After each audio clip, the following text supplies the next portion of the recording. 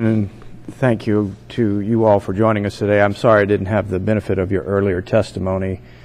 Some of what I may ask you may appear redundant, given what you talked about earlier in my cursory review of some of your written comments. But it seems to me that the outcome here is that this is a big mess. If I could summarize it succinctly, Dr. Wilder, I picked up on a statistic in your written testimony that basically 75% of the aid is going to 2% of the population. Is that a key finding? Is that correct? No, I think that was the $750 million of U.S. assistance is going to the federally administered tribal areas, FATA, which is make up 2% of the population. But there is a much larger USAID program as well, which is also going to other parts of the country. Okay, but the total, it's my understanding, the total contribution is $1.5 billion. With the new Kerry Lugar bill, that's the proposal is $1.5 billion per year over a 5-year period. Yeah, so that's not been appropriated. Framing it simply, then half of the money is going to a very narrowly targeted area, and that's correct. And you've made the suggestion that the linkages between poverty mitigation and social services are not achieving the hearts and minds strategy there, is not achieving security outcomes that you would hope to be an intended consequence of capacity building.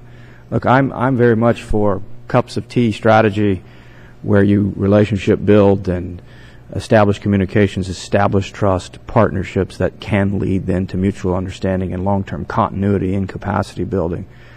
But given some of the complexities as to how this is targeted, as to how it is institutionalized, it seems to me you're raising very critical points that we may have to rethink some of this with the intended outcome of strengthening the partnership and alliance for the long-term security situation of the region, not to mention the social justice outcomes we want to see for impoverished people around the world. Is that a pretty correct summary of what I've gleaned thus far? Yeah, the point I was trying to make is that there is evidence that our development aid actually can have very positive development outcomes. I think where we don't have the evidence is the positive security outcomes. And that's where I'm arguing we probably need, in some of these contexts, to de-link those two and value development as a good in and of itself, even if it doesn't end up making people like us. Because FATA, the needs are tremendous. Although I would like to point out, it's actually not the poorest region in Pakistan. There's things that can be done there. I personally, though, don't think that we can spend $750 million effectively in a 5-year time frame in a highly insecure environment like FATA. So I think then you can end up fueling corruption, and some of your aid can end up having perverse and negative consequences. But I think it's not to say we shouldn't be doing anything in FATA, and it's certainly not that we shouldn't be trying to do lots in Pakistan. But we should be very aware that where our aid development is good for promoting development objectives, there's not evidence that it's really good for promoting our security objectives in Pakistan. Maybe I misstated that earlier. Maybe I said 75% of our aid is going to 2%. I meant $750 million of the aid is going to 2% of it. What is let's unpack this a little bit further, the other bilateral relationships that Pakistan enjoys, and then the collective or cumulative effect of the aid that is pouring in there to either further complicate your findings, assuming their objectives are the same in terms of long-term security, stabilization, as well as social justice outcomes. Can any of you give me any insight into the other donor countries and the approaches there? And I want to say this as well, and this dovetails with the question. It seems to me there's this raging dualism in Pakistan with regard to the United States. We want the money, we'd like your money, but we don't want to be your friend, maybe, except behind closed doors. And so is that a distinction in terms of other bilateral relationships that the country enjoys? Yes. Dr. Fair. Well, there are a couple of programs I'm familiar with. DFID has an interesting approach. So DFID does the same kinds of programs that we do. I believe there is coordination with DFID, for example, taking the lead in Baluchistan. The British, thank you, the British aid organization, DFID.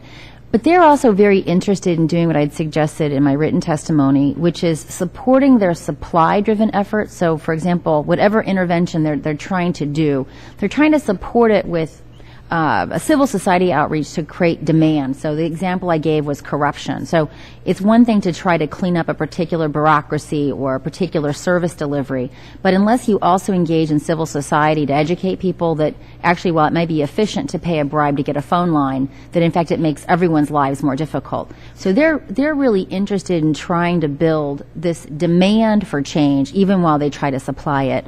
The Canadian agency, CETA, is much smaller in profile. They work primarily through NGOs, and they seem to have a very different aid delivery model. So one thing that USAID might want to do is look at these different organizations. The Japanese are also heavy investors. They've also heavily securitized their aid. And when I've seen analysis of the Japanese aid program, there are very similar critiques to those of USAID. Now, Pakistan has a lot of other partners, which they tend to use to bribe us. So if you don't do XYZ for us, we'll go to China. Of course, they have a very important relationship with Saudi Arabia. They also get, and it's pretty hard to discern, a lot of money through, we can't say they get money from Saudi Arabia per se. They get money from remittances. They get money from religious organizations. So there's actually quite a bit of money going in. You know, I've actually, one of the things that's so frustrating in dealing with the Pakistanis is that they tend to view our aid as an entitlement. So when we cut the aid back, it's viewed as a penalty. And because they view it as an entitlement, this issue of sovereignty, you know, how dare you say that we're your important ally, but now you want to actually subject the way we deal with your money with scrutiny. And this has been a very long-standing problem, and it's pervasive not only in USAID, it's pervasive. We saw this with the coalition support funds. Virtually any program that we have with the Pakistanis, it's subjected to these problems. Mr. Chairman, if you could indulge me just one more moment. Is this a kind of a purposeful dualism in order to, again, because of the internal political dynamics, create a position of authority and power and legitimacy in the country versus, again, behind closed doors, actually needing the aid for long-term governmental stability objectives? I actually do believe that to be the case. Yeah. So a really good example of that is the drones. The reality is the drones do not kill that many civilians. I have this from very well-placed Pakistani sources. Their administration knows this. The drones are run from Pakistani territory. It's done with their permission. We're not obviously running drone operations in a rogue way. And in fact, in Pakistan, the drone discourse has changed. During SWAT, when 4 million people were being displaced, if you read some of the op-eds, they were saying, why don't we have drones? Because drones don't displace millions of people. But the civilian government, rather than taking advantage of this, has continued to whip up anti-American sentiment over drones. Yet I assure you, if we stopped the drone attacks, their security would be worse, not better, in my opinion. So I think they do try to create this wedge because it then gives them an out to do less when we're asking them to do more. And I particularly see this on the security side of things. They're constantly asking for more. They're constantly talking about their sacrifices, which is reasonably fair. But I think that we have not struck a good bargain. You know, on the main, you know, they've been marginally satisfiers, and this is true across the board in many of our engagements with them. Thank you. Thank you, Mr. Chairman. Thank you. I want to give Dr. Ahmed a chance to talk